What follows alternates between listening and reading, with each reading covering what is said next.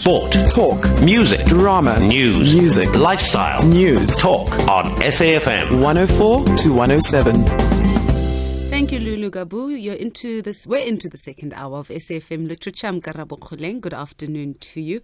And send us an email to books@safm.co.za if you'd like us to speak to any writers and you'd like to recommend books or you want to be on the program if you've written a book. And what happened was I was at the Cape Town Book Fair, where I was really, really excited because there were lots of fabulous writers around and I had stuff to do there. And I came across the stand that was really, really zhuzhed up. And it had this book with a lady in a bikini and painted nails, like really done up, sitting on the bonnet of a car. This book is titled Illusions of Grandeur. And the author himself was there. And he said, Karabo, you have to get me on your show. I want people to know about the story because I think it resonates with so many people in South Africa. So it's not some highfalutin kind of story, but it's, we talk about this all the time. We talk about, the materialism that abounds in our communities, and it doesn't happen in a really good way. Well, there's this story now when Zweli left his village in Umtata to study at Fort Hare University and later to work at the Department of Home Affairs in Cape Town. No one, including himself, would have thought that he would become such an important figure in business circles, especially regarding BEE dealings. Sound familiar? But now his greed sees him doing things that he never thought a man of his humble but decent upbringing would indulge in. His wife Nomonde, friends Zamo and Noma, and everyone who's affected by the temptation of wealth and short-term self-interest all become victims of their illusions of grandeur. Zweli and Zamo think they can have their cake and eat it, but their lovers, Zimkita and Minki, have their own ideas that end with tragic consequences for both black and white Ama BEE tenderpreneurs. It's written by A.O. Ebi, who is from Nigeria. And welcome to the program. Welcome to Johannesburg. Thank you for having me. How are you finding this crazy city so far? Well, I did not so much from the airport. I went straight to my hotel. I've been a good boy, just sitting there quiet and waiting for this moment. Now, you have a nagging allergy to poverty. Where does that come from? Because I'm from a village in Nigeria. I think maybe the last village in Nigeria, because I was born in a little village, no electricity, no water, pipe-borne water, nothing like that, But then my father made us understand that it's not a problem for anybody to be born under these kind of circumstances. But it becomes a problem when you cannot work yourself out of such a situation. So when I grew up, then I realized that, poverty was a kind of a disease that you have to look for a cure. And I was told that for you to get the cure for poverty, you have to lay the foundation. You go to school first. Mm-hmm. And then once you go to school, maybe other things can follow. And that is how the foundation for writing this book, it comes from that angle of me. When I see people around, they tend to look at people who have money. They forget that those people, a lot of them went to school first. And those one in the past who didn't go to school, they have excuses. For instance, in South Africa, like you see, our old parents and all those people, they would tell you, I would have been a lawyer, a doctor, an engineer, but the white people won't let me study. They can blame the apartheid, blame that. But now, what do we blame when you don't go to school? Or when you go to school, you get admission, you won't study. You take a break, you say, no, I think I'm tired, I'm going to chill. How do you chill in your 20s or even 30s when you haven't even got a diploma in front of your name? I don't understand. And every day you see these people, they look at people who have made it. They don't see the road they have traveled. For instance, look at someone like Kenny Kunene, people talk about, right? The Sushi King now and all that. You hear every young person, a young guy will want to be like him, but they forget that guy actually went to prison first before he became a Sushi King today. I'm sure if you ask him, he's going to tell you, no, don't follow me. If you want to follow me, then you go to prison first before you come. You can learn his lesson. Take what he has gone through, like he has paid the price for people like you to say, maybe I should take some things from him, not everything about him. You understand? Today you might see him as a flashy guy or something, but look at where he came from to get to where he is. Yeah, I don't think prison is a way to make it. But let's talk about your protagonist, Zweli. Mm-hmm. He worked hard to get to where he is. Mm-hmm. But then now that he's arrived, what goes wrong? You see, the problem with Zweli is this. It's something that's very common among us. It happened in the white society, the black society, Indian color. Nobody can tell you, oh, no, I don't know about that. Zweli comes from a village in the Eastern Cape. The whole family, if you look at them, the sisters, the brothers, there are more than 15 in the household. One mother, one father. Imagine a woman getting pregnant 9 months for 15 times to give birth to kids in African society. And then you are the first one, the eldest child. They suffer in the farm. The food they're supposed to eat, they sell it off to go and send you to school. You manage to graduate. Once you get the first job, they are not good enough. You ask people you see in the, like Johannesburg or Cape Town, where are you from? I'm from Cape Town. They are ashamed to tell you where they come from. Everybody's from the city. Nobody's from the village. It's like, oh no, I wasn't born there. You know, we grew up in this place. Why? There's nothing bad in you telling. I'm sure as a guy or whatever, if you are rich or you're poor or something, you meet a woman from a rich family. You tell her the truth where you're coming from. I don't think she would refuse to go out with you or marry you because you're from a poor home. I think we all like a good rags to riches story because it also shows that you know how to make a plan. Yeah, but that's the kind of thing that Zweli did. You know, he abandoned his family. He made himself an orphan. He says he was born, you know, he was brought up in an orphanage. And that wasn't true. The family, they were languishing there. The mother died. The father died. They have to borrow money to bury the parents. He was busy throwing big parties down in London or in Cape Town. You know, that is the entrepreneurial lifestyle. You know, they're flashy. Even the budget of his wife's shoes could even rescue his family, you understand, in the story. But then, you know, why doesn't he surround himself with people that can also point him in the right direction? Because, I mean, we're all fallible, but that's part of the value of having community and friends who really care, who say, look, you know, now you're getting a little bit too big for your boots. Remember where you come from, because those people have looked after you and loved you no matter what. People don't like telling the truth to somebody who have made money because, you see, they lie to you. Yes. You know why they lie to you? They lie to you because they want to gain something from you. You understand? Now, if they tell you the truth, they think maybe you don't want to see them again. Then they tell you, oh, you're like a superstar. They like singing a song, you're burying yourself in it. But you think, they love me. They don't love you because you can lie to people. At the end of the day, when you strip around and take a shower in your house, you know the truth. You understand? You cannot lie to yourself. I like that. Yeah. I was speaking to Ebi Achigbe Okeng Ebi, who's author of Illusions of Grandeur, and he is our guest here on SAFM Literature. We're taking your calls on 0891 104 207. We have a call all the way from Nigeria. It's Dr. Pascal. Good afternoon. Good afternoon. Hello. Good afternoon, Mr. Eddie. This is Dr. Pascal calling from Port Harcourt, Nigeria. Thank you for calling. I hope you've managed to read Yeah, I have seen your advert, your book. I just wanted to know more about the book, you know. Okay. My book is something set in what we call in South Africa the BEEs, Black Economic Empowerment. You know, so it's like kind of a redistribution the nouveau riche of South Africa. Yeah, distribution of wealth, just based on what happened during the apartheid era. So they are trying to redistribute the wealth among the black people who were, you know, who suffered a lot in those days. So, but my book is fiction. People must understand that. I'm not indicting anybody's lifestyle. I'm not trying to say the lifestyle of the entrepreneurs is good or is bad or anything like that. What I'm trying to say is the angle where young people look up to them and think, I want to be like that. But then they don't want to study. They don't want to go to school. They don't want to do anything. They just say, no, I just want to be an entrepreneur. Because like you go to the township in South Africa, every weekend you see these university students. Their parents are suffering. They are home. They send them to school. They are in the shebeens following the entrepreneurs or something like that. At the end of the day, they pick you up in a flashy car.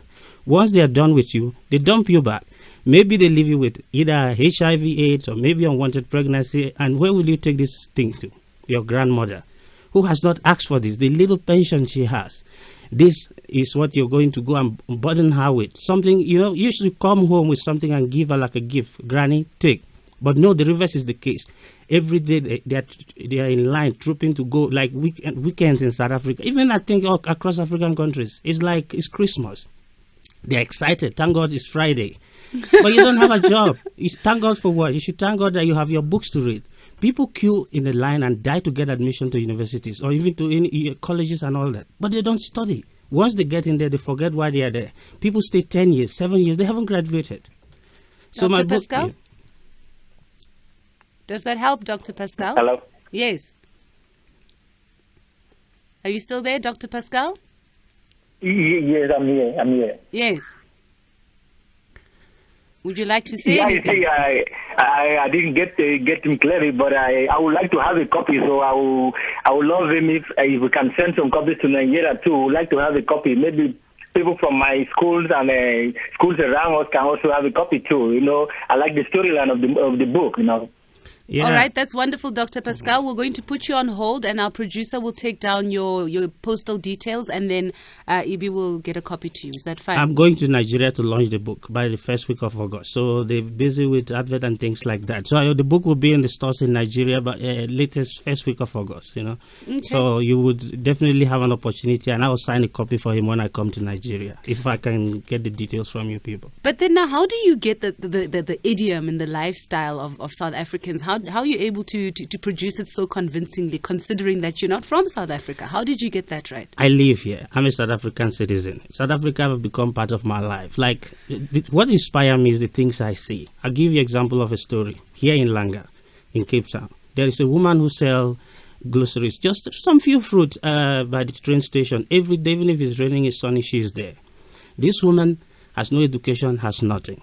She has a lot of kids. I don't know how many, but there's one that I'm really so impressed with. She's 26 years old. She's not pregnant. In South Africa, that's a record. And then she has, I'm telling you, 26 years old. She's not pregnant, and she's doing her diploma. The mother sells this fruit to send her to school. The woman is building a story building behind her house, her little house. You should see a woman without education. If she can do this.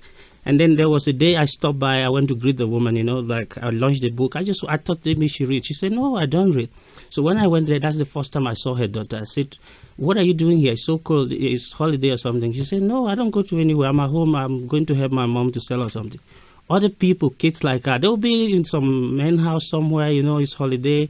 They won't even come close to that woman's place or something like that. But I don't know what she said to her daughter. 26 years old, you stay so close to your mom, you're helping the mom, and the miracle she's performing, how she managed to do it. You know, it's people like that that inspire me. Successful women, powerful women, you understand? One thing is, you people don't know how powerful you are. You're smarter. I believe women have more wisdom than men. But you people give us too much credit. That's why we keep messing up things for you people. Women are in the majority. Why do you beg us for anything? Round of applause. You understand? Women are in the majority. You shouldn't beg us. We should beg you people. Okay? Let's take another call from Victor in Cape Town. Good afternoon. Hello, Hi. I'm Monata, yo. Very well, thanks. Welcome to SFM. Yeah, thank you. Okay, I'm calling in the illusion of Grandeur. Thank you. Hello? Yes, we're listening. Thank you for calling. Yes. Hello? You're Hello? on air. We can hear you. Go ahead. Okay. Okay. Hello? I can't hear anything. Okay, Victor, your line is bad. We're going to ask you to call us again, or Okay, let me turn stop off. and call back again. Okay, that's better. Turn off your radio as well. Okay. Yeah. All right, Yeah. that's better. You can talk now. Hi, Victor. Okay, he's going to try and call us back, but yeah, this is fascinating. Your thoughts on women. I think. Let me some give you an brothers should example. take your advice. Let me give you an example. Maybe people will hate me for saying this. Look at South Africa, the state of South African politics. President Zuma and Malema, they are fighting, right? The women should realize this. This is the time the women can produce a first female president in South Africa. I tell you this. When you go to these people, Zuma, you want a second term, right? We give it to you. We want 40%, not 50%, of premiers, of ministers, director general, everything. Put it on paper. If you don't implement, after they vote you into office, we don't go through ANC processes. You understand? We go straight to court. One thing people don't realize is South Africa have one of the best court structures. I know they have their challenges. The Constitution of South Africa is one of the best in the world. Women should use these structures, you understand? When these things happen, imagine what it would be like for South Africa to produce the first female president. This is the time they can do it. But what about the women in your book? The women in my book, okay, this is what I'm trying to put across in my book, right? For instance, you look at Normandy. That's an example of the women I see. Hardworking, who've studied, they've gone to school, they become something very bright, they've made something of their life. Now you meet a man, and then the man promises you heaven on earth. Normandy is successful already because she has parents who have already made it for her, right? Mm-hmm. Now I'm saying, okay, if Zweli have married Normandy and they've promised her to say for better, for worse, and all those things they tell you at the altar, right?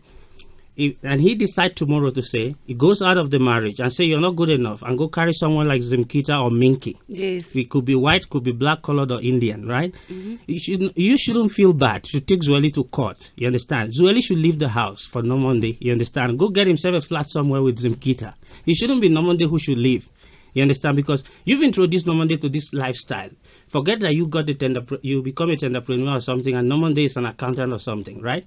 But you've brought her here. You said, I will be with you forever, right? Now, since you don't want to stay anymore, you should leave and go out with your younger woman that you think she's fresh or she's better. She's a fresh flower you can prune. You don't want the one at home. And so in this situation, I'm saying, someone like Nomonde, don't sit down and just cry. Go to court. You're not bad. You're not a bad person if you should go to court to try to get justice. Let's say, for instance, you have a friend. Before you go there, let's hear from Justice in the Eastern Cape. Okay. Good afternoon, Justice. Hey, everyone. Welcome to SAFM. Yes, how are you guys? How are you doing this lovely Sunday? Fantastic, thank you.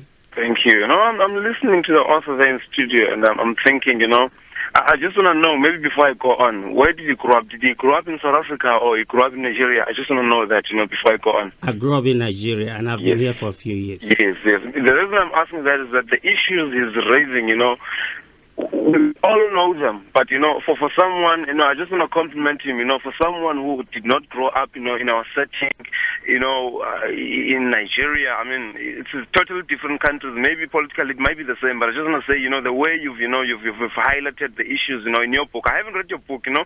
I've written the name of the book down, and tomorrow, sometime this week, I want to go and get the book. That's the first thing I want to say. Thanks for, you know, recognizing our, you know, our history, where we come from, and trying, you know, sometimes we hear things from people who grew up here. They keep on telling us. Now, when somebody tells us who did not grow up here, but acknowledges the issues, you know, that we face every day, I just want to say, you know, I really, really appreciate that, you know. Thank you so much. Okay, lovely. Thank you so for that much. call, Justice. Chris in Nigeria, Mapule in Pretoria, stay on the line. We'll be with you right after this break. SAFM, South Africa's news and information leader. The book is Illusions of Grandeur on SAFM Literature. It's written by A.O.A.B, and he is in studio with us to tell us more. And we're taking your calls on 0891 104 207. Let's hear from Chris in Nigeria. He read the book. Good afternoon. Good afternoon. Welcome. Hello? Hello? Yeah, we can hear you. Good Go afternoon. ahead. Yeah. Yes, Chris. My name is Chris. My name is Chris Lekan. Yes, Okay. go ahead. Hello? Yes, I'm calling from Abuja, Nigeria. I'm a member of Nigerian Association of Authors. And I read the book I read it online, The Illusion of Grandeur.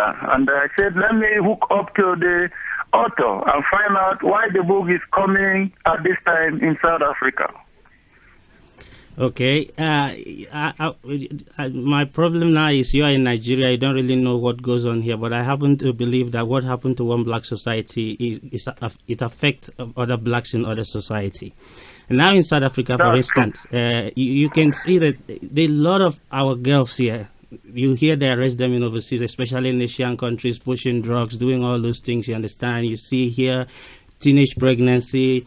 You see people getting infected by diseases. And most of all this time, you see the girl never wanted to give the man the chance. But then the man will convince the girl, promise her heaven on earth. And once he gets his way, he discard her just like used goods. You understand? They call them damaged goods. So when I see all these things happening, and I realize that women really have a lot of power and sense, but I say, but why don't they use it? Then I have to write a book to say this thing out there. I decided to be vulgar in my book and leave everything out there for people to judge, to focus on the women, because I believe if you empower the woman, the child is taken care of. You understand? So if the mother is happy at home, the granny is happy at home, all the women, white, black, colored women, they are happy. Everybody. Chris, we'll have to let you go. Thank you very much. You have a lot of calls. Okay. Wow. Mapula in Pretoria, good afternoon. Mapula? Afternoon. Hi. Welcome to the show. Hi, I'm on air. Yes, you're on air. Yes, I just wanted to pass a comment, to Mr. Abby. Thank you. I'm listening. You're listening? Okay, so I just wanted to say I'm really proud of this one out there. It's really inspiring young ladies that are out there, because I'm sure if you've read the book, it's talked about girls going after the BEE guys and everything. Ooh. Hello? Hello, Yes, yeah, we're we're here. listening. We're listening to you. Go ahead. Yes, and on that note, I just wanted to say, I'm sure his family must be proud of him, and, All right, thank you, Thank you, Mapula. thank Yes, you. a case of nerves there, it's all right. A quick SMS. Ibi was one of my brightest law students. Good luck with the book. Regards, Karel van der Molen. That is my boss. That is somebody, like I'm a law student. I'm graduating hopefully October, November in UNISA, right? So this man, when I started studying, we came to class, the first tutorials. We were acting like we're lawyers. We haven't even written one exam. The man sat us down. He decided to use the first tutorial class to say he wouldn't teach us, but he would tell us something we're supposed to know. He said, you're not lawyers. You're law students. You don't know anything. You don't even know if you pass one course. Don't act like... He was so brutal, When I walked out of that class that day, I begin to realize that I'm just a student. I'm not a lawyer. So when people ask me for advice, I say, no, go look for a lawyer. I don't know anything. So this man, even when I don't even know, I owe him like everything that I've become. He's a white man, That's why sometimes when I see the problem in South Africa, I've seen white people who are good people. Hey, there's good humans and bad humans. That's the way I look at it. Stephen in Kokstad, final call. Good afternoon. Good afternoon. Good afternoon. How are you? Very well, thank you. Welcome. Yes. No, I'm listening to your show. I'm at home here chilling, and I'm just saying to myself, there's a comment that Eddie made there that, somehow, it shook me, Eddie, how are you, Eddie? Okay, I'm fine. Thank you, Steve. Yes, Eddie, I'm a male, 27 years of age, Eddie. Okay. Graduated with a BCom degree in 2007. Okay. I'm a street vendor now, selling fruits on the street. Haven't been able to find a job. Applied, did everything, national, the National Youth Agency. I've gone everywhere. Decided, no, listen, I'm not going to go to crime. Let me start my own thing and sell fruits on the street, vegetables. I've with got a other friends. I graduated with it from the University of in Transkei in UNITRA. They're still unemployed. So Eddie, I just want to say sometimes we need to be sensitive. I've got friends of mine who every Friday are doing what you're saying, going for parties every day. It's not that they want to do those things. Our youth in South Africa is very, very much frustrated. We got liberated in 94, but to this day there are places where there's still no water, no electricity, and sometimes we need to be sensitive on our youth. Why are they doing the things they are doing? The government somehow has failed our youth, So we need to. Sometimes we need to be very careful when we make those statements that not everyone who's doing these things, is doing it purposefully. Maybe you can just, give a comment to that. Yeah, Stephen, I want you to stay on the line. What do you think about that? Just, that angle. For instance, the youth who are drinking every Saturday, not everyone is doing it because Stephen, we're low on time, and I want you to stay on the line because we are sensitive to what you're saying, and it's very serious. What do you think we can do about this particular situation? Because I think it's a travesty that you have a young man with a BCom who has to sell sweets and needs to make a plan. Because at the same time, we shouldn't accuse the victims of the plight that they're in. What are your thoughts? Now, I'm not. That one thing maybe you didn't hear me when I started. Number one, I'm writing fiction, right? Number two, okay, I'm saying I want to empower women, give women a voice to be able to stand up for themselves. Now, the politicians are supposed to realize this today. When they sit down, the empowerment that they are doing, how do you sit down after empower one black man, give him 10% of after shares, right? He has all these shares and has an office with air condition and everything, attend all these board meetings. They give you a cigar that you don't even know how to hold it to smoke. Wouldn't it be better for you to give 10% of the supply of stationaries of the APSA, you understand, to one black man who can create jobs to other young black people, you understand? This is empowerment for me to help people like this who's talking in the location or even in the cities or wherever across South Africa. The problem why people like him, they're suffering like this is because the kind of empowerment deals is just up there. There's a glass ceiling separating it from filtering down to the people down. They should empower people. It's good. The empowerment is good, right? But they should be able to give, when one man has a percentage of this empowerment, let this man be able to have an office where he can wake up in the morning. He can contribute to, when they go to the board meetings, to say, I have employed 100 or 500 people from my empowerment deal. Every month, I make such amount of money for myself, and it's filtered to my employees, you understand? Not to say all the money goes to your pocket. The issue is the wealth that's been redistributed is elite wealth. It's not wealth that trickles down to the people at the bottom. You have to write another book if you want to. I will write The Illusion of Grandeur too, but I'm not talking about. See, I never said young people go to drink because they are bad people or something. I said young girls do not follow these guys, you understand? I'm not saying a guy like Steve. I'm talking about the guys who have money, you understand? They won't follow you. They are guys who look at you and me. They won't go out with us, you understand? Because we don't have money. They'll follow people who have money, but at the end of the day, they will discard you. I say, stay in school, study. It's education, education, education. Stephen, your thoughts? No, I just want to say, Eddie, I'm not being offensive, towards what you said, but the frustration is this, Stephen. My president, Jacob Zuma, is getting paid 1.2 million a month. Do you get that, Stephen? Yes. That's how much he gets paid. Does not feed his family, does not feed his children. He gets paid 1.2 million. I went to university for 3 years to get a BCom degree. I'm still unemployed today. I don't have a cent. I have to make a living for myself. That's just the point I'm putting across. That we go to school, there was a time in my life when I thought, if I had only gone to crime, maybe did those things. Those thoughts don't do that. You as a human being. Please but don't I didn't do that. You still, every day we motivate people to go to school, get your degree. But what happens after that? You see what I tell you? There's nothing for you. Because of time, let me interrupt you. Listen to me. The same thing. So, Excuse Steve, me. I want to put you up to challenge. Eddie, can I please challenge you today, Eddie? Okay. Please, can you write something about us guys? We've heard about the ladies. We appreciate that. We want Yes, a book I will. now. But let me say focusing on something the quickly before the cut us Stephen, off. I have to let you go. But Stephen, why don't you also write that book? Everyone's got a story to tell. Write your story as well. Thank you so much for that call. Ibi, thank you so much for your time and for coming all the way to Johannesburg to speak to us. Where can people find your book?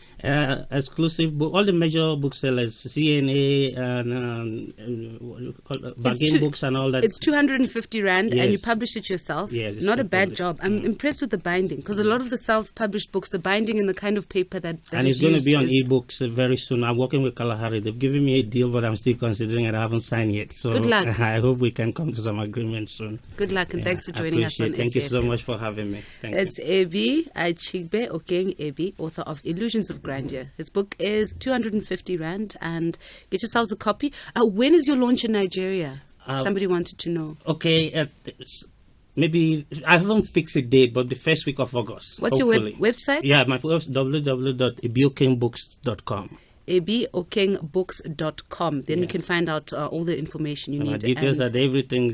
Wherever I'm doing something, I'll be in Mauritius in September. They invited me to address women issues there. They met me at the book fair where you met me. Yes. So they invited me. They pay for my ticket, everything to come over there. But I still have to go to Nigeria. So now they want me in September so that we can.